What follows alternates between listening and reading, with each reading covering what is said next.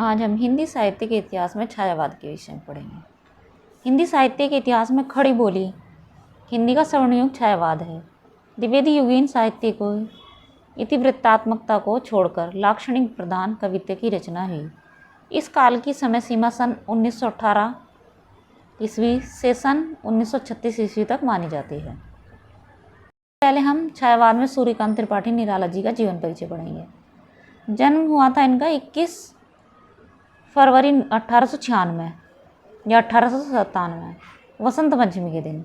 मृत्यु 15 अक्टूबर 1961 इलाहाबाद। इन्हें छायावाद का महेश कहा जाता है। जन्म स्थान बंगाल के महिषादल में इनका जन्म हुआ था। निवास गढ़कोला गांव, उन्नाव जिला, उत्तर प्रदेश में। पिता का नाम था इनका राम साहे त्रिपाठी, पत्नी का नाम मनोरमा देवी और इनकी बेटी भी थी जिसका नाम था सरोज। निराला के ऊपर विवेकानंद दर्शन का विशेष प्रभाव पड़ा, मतलब विवेकानंद दर्शन का इनके ऊपर प्रभाव था। 1916 ईस्वी में निराला ने जूही की गली रचना लिखी और निराला जी इसको अपनी प्रथम कविता मानते हैं। मतलब स्वयं निराला जी जूही की गली को अपने द्वारा 1916 में लिखी गई कविता को सबसे मतलब अपनी पहली कविता मानते हैं। निराला की जूही की कली कविता मुक्त छंद में है। इस कारण महावीर प्रसाद द्विवेदी जी ने सरस्वती पत्रिका में छापने से मना कर दिया था, क्योंकि जूही की कली क्या थी, मुक्त छंद में लिखी गई थी। तो इसलिए जो महावीर प्रसाद द्विवेदी थे 1993 में सरस्वती पत्रिका के संपादक बने थे, उस समय की बात है। तो उन्होंने अपनी सरस्वती पत्रिका में से छापने से मना कर दिया था। आगे चलकर इनकी रचना जूही की कली सुधा पत्रिका में प्रकाशित हुई। निराला को मुक्त छंद का प्रवर्तक माना जाता है। इनके विरोधियों ने मुक्त छंद को रबड़ छंद, केंचुआ छंद कहकर पुकारा और इनका मजाक उड़ाया। यह निराला जी के लिए नहीं है, बाकी सभी के लिए भी होता है। अगर कोई कुछ नया कार्य करने की कोशिश करता है तो सभी उसका मजाक उड़ाते हैं। तो इसी तरह से निराला जी को भी इन सभी का सामना करना पड़ा था। और इन्होंने जो मुक्त छंद अपनी कविता में प्रयोग किया था, तो इन्होंने मतलब बाकी जो समय के रचनाकार थे उन्होंने इनकी जो कविता है उसे रबड़ छंद, केंचुआ छंद कहकर इन्हें मतलब अपमानित करने की कोशिश की थी। निराला का जीवन कष्टों में व्यतीत हुआ। 3 वर्ष की अल्पायु में ममता का दुलार इनसे छिन गया था। मतलब 3 वर्ष की आयु थी, जब ये 3 वर्ष के थे तब इनकी माता जी की मृत्यु हो गई थी। फिर कुछ समय बाद जीवन को अनुशासित करने वाले पिता का भी असामयिक देहावसान हो गया। फिर कुछ समय बाद इनके पिता की भी मृत्यु हो गई। महामारी के विकराल प्रकोप में, उस समय महामारी फैली हुई थी, घर के कई अन्य संबंधी भी चले गए और इसी समय जीवन को नया मोड़ देने वाली पत्नी मनोरमा देवी की भी मृत्यु हो गई। इनकी पत्नी की मृत्यु हो गई थी उस समय। पिता, बड़े भाई, पत्नी, एकमात्र पुत्री थी इनकी सरोज, इसकी भी असामयिक मृत्यु हो गई थी। और प्रसंगों एवं कठिन आर्थिक अभावों के चलते निराला का जीवन बहुत ही एकांकी और संघर्षपूर्ण रहा है इनका। निराला अंततः टूट भी गए। जीवन के अंतिम समय में निराला अपना मानसिक संतुलन खोकर विक्षिप्त हो गए, लेकिन उनके भीतर की सृजनात्मकता की लौ निरंतर प्रज्वलित होती रही। तो उन्होंने एक ये कविता की लाइनें भी लिखी हुई हैं।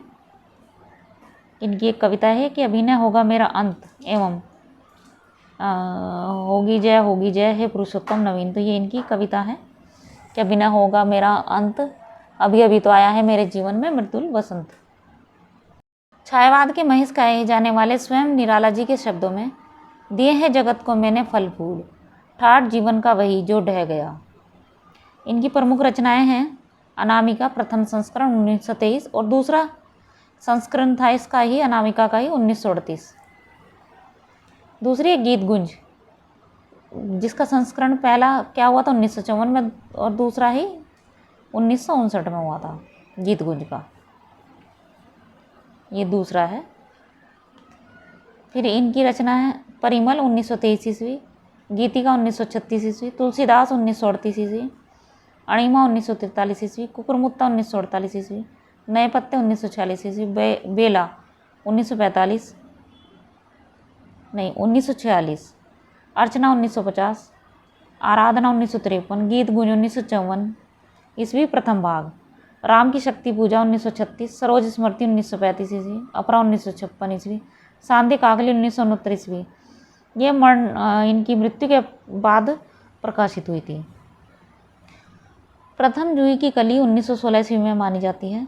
रामविलास शर्मा के अनुसार इनकी सर्वप्रथम कविता भारत माता की वंदना 1920 ईस्वी में मानी जाती है। अंतिम कविता इनकी थी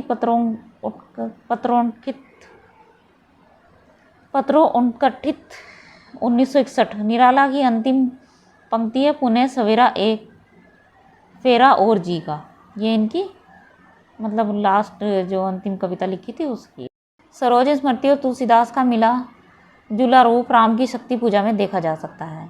जो इनकी रचना है राम की शक्ति पूजा, उसमें 1922 ईस्वी में समन्वय के संपादन मंडल से जुड़े। 1923 ईस्वी में मतवाला से जुड़े।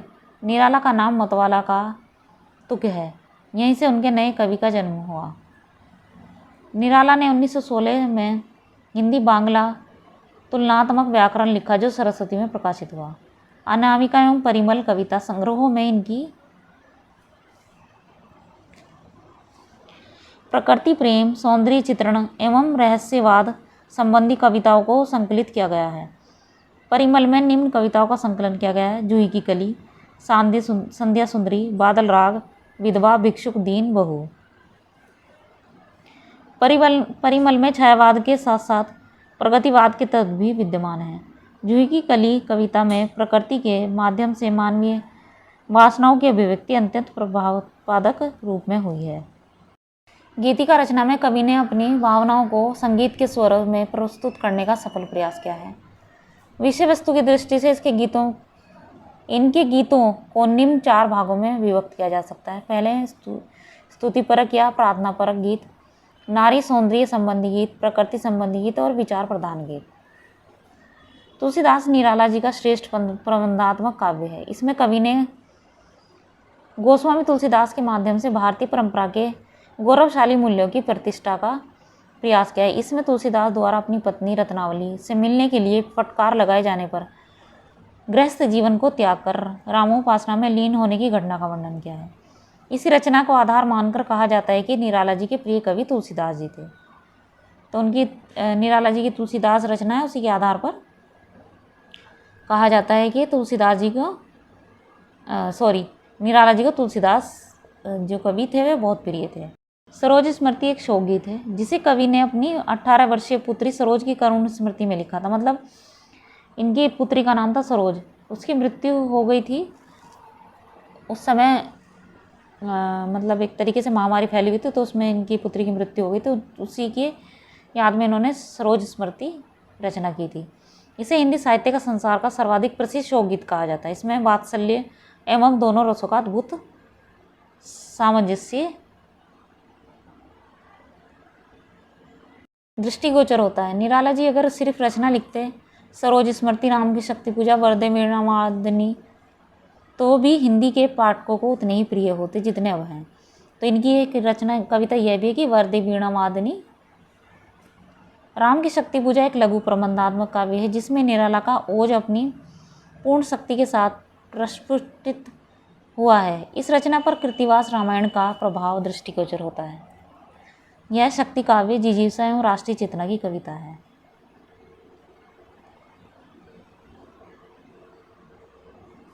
कुकुरमुत्ता में कवि ने पूंजीवादियों पर तीखा व्यंग किया है। इसमें कवि ने संस्कृत के शब्दों का प्रयोग नहीं करके उर्दू एवं अंग्रेजी के शब्दों का प्रचुर प्रयोग किया है। इसमें कवि के सर्वहारा वर्ग की प्रशंसा एवं धनवानों की घोर निंदा की है। अणिमा में 3 प्रकार के गीत संकलित हैं: भक्ति प्रधान, विषाद मूलक, विचार परक। इसमें कवि का दृष्टिकोण अधिक यथार्थवादी एवं शैली सरल है।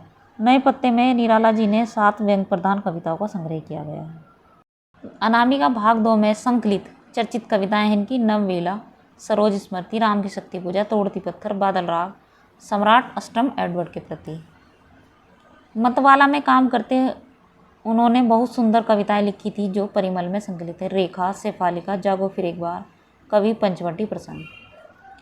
गीतिका निराला जी के नए स्वर ताल युक्त उनके गीतों का संग्रह है। अर्चना व आराधना प्रकृति भाव के श्रेष्ठतम गीतों का संकलन है। विशेषकर अर्चना गीतिका संग्रह का प्रथम गीत है वरदे वीणावादनी वरदे, प्रिय स्वतंत्र रव अमृत मंत्र नव भारत में भर दे।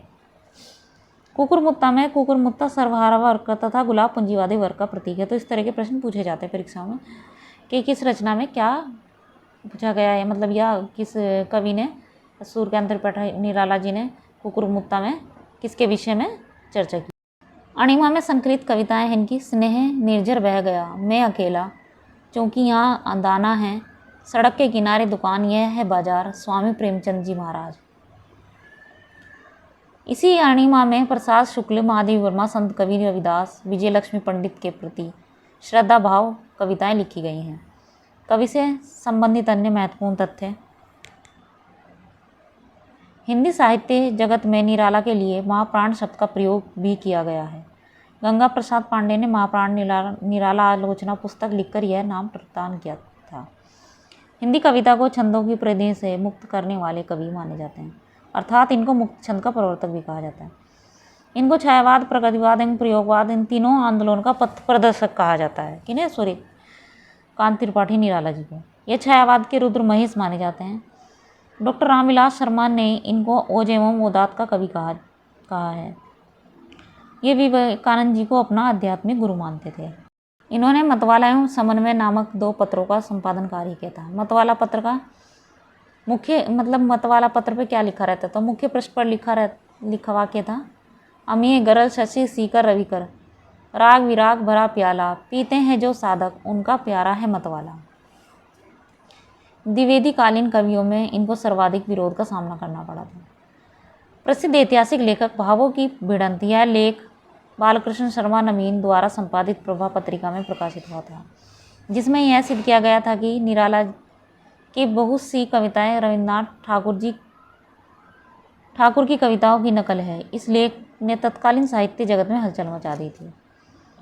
रविवार को जन्म लेने के कारण सर्वप्रथम इनका मूल नाम सूर्य कुमार रखा गया था, जिसे सन 1917-18 ईस्वी में बदलकर इन्होंने सूर्यकांत कर दिया। लिली सखी, सुकुल की बीबी, चतुरी चमार इनकी कहानियां हैं। अफरा, अलका, निरुपमा, चमेली, उच्च श्रृंखला, काले कांड में इनके उपन्यास है। मेरे गीत और कला निबंध हैं। 8 खंडों में निराला रचनावली प्रकाशित हुई है। इनकी कहानियों में विधवा विवाह, अंतर्जातीय विवाह, अछूतोद्वार, वेश्या जीवन, स्वच्छंद प्रेम, दाम्पत्य जीवन आदि समस्याओं को चित्रित किया है। निराला जी की चर्चित पंक्तियां हैं। निराला ने प्रलयंकर शिव के समान स्वयं कटु गरल करके हिंदी काव्य जगत को विस्तृत किया है। तो इनकी ये रचना इनकी कविता की ये पंक्ति है, दिए हैं जगत को मैंने फल फूल फल, शक्ति की करो मौलिक कल्पना, राम की शक्ति पूजा से है इनकी पंक्ति। माँ की कुल शिक्षा मैंने दी, पुण्य से तेरी स्वयं रची, सरोज स्मृति है। कल्पना के कानन की रानी निराला, वह उस शाखा का वन विहग, उड़ गया मुक्त नभ निस्तरंग तुलसीदास, नुपुर के स्वर मंद रहे जब तक न चरण स्वच्छंद रहे निराला, मैं शैली अपनाई निराला, अर्ध विकच इस हृदय कमल में आ तू, प्रिय छोड़कर बंधन में छंदों की छोटी राह निराला, दुख ही जीवन की कथा रही, क्या कहूँ आज जो नहीं कही, ये सरोज स्मृति से है। स्नेह निर्जर बह गया है, रेत जो तन रह गया, ये इनकी अणिमा रचना है। उससे जो इनकी कविताएं हैं उनकी पंक्तियां हैं ये आरंभ की। उसके बाद धिक जीवन जो पाता ही आया है विरोध, धिक साधन जिसके लिए सदा ही किया शोध, ये इनकी रचना है। राम की शक्ति पूजा जो रचना है उससे ली गई है ये कविता की पंक्ति इनकी।